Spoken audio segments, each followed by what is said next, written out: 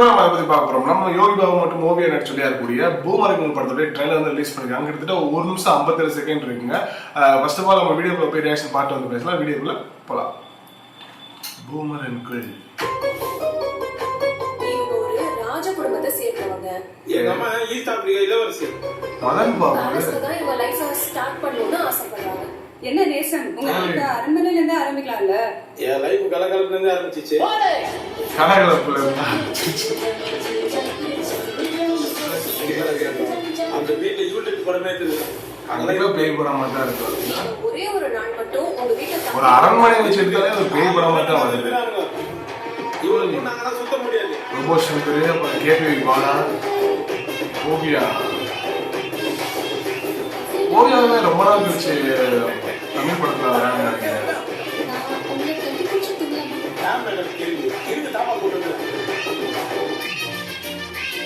அது ஓவியா இல்லடா, ஆவிடா.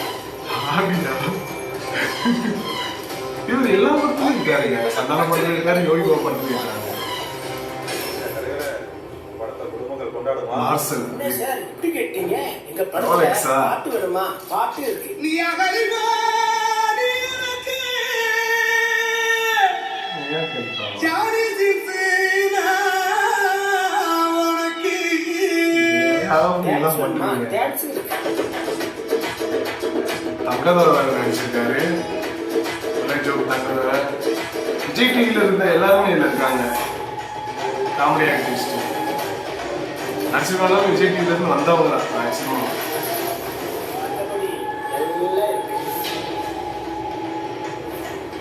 என்ன ஒன்றரை 3 மாதிரி தான் வரா.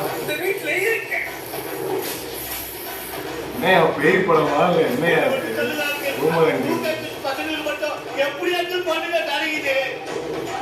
அதுக்கு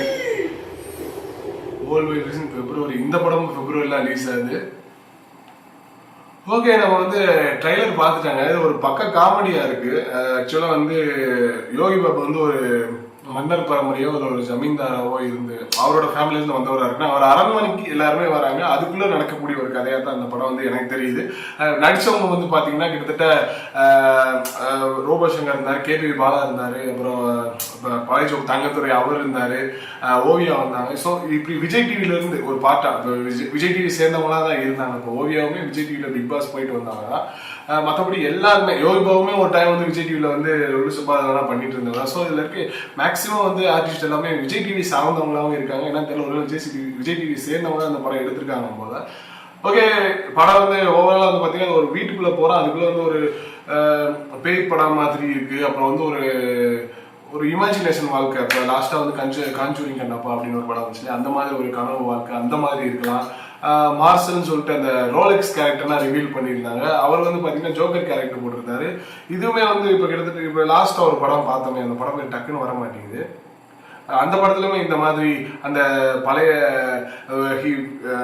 ஒரு ஹாலிவுட் வில்லனோட கெட்டப்லாம் போட்டு வந்திருந்தாங்க. ஸோ அது மாதிரி இது ஒரு டிராமட்டிக்கா ஒரு படமா இருக்கும், ஒரு ஃபேண்டசியா ஒரு படமா இருக்கும் அப்படின்னு எனக்கு தோணுது.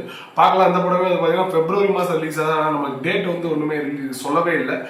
கூடிய சீக்கிரமே இந்த படத்துக்கான ரிலீஸ் டேட் அனௌன்ஸ் பண்ணுவாங்க. எனக்கு தெரிஞ்சு இன்னொரு ட்ரைலருமே அதுக்குள்ளே ரிலீஸ் பண்ணுவாங்கன்னு தான் எனக்கு தோணுது.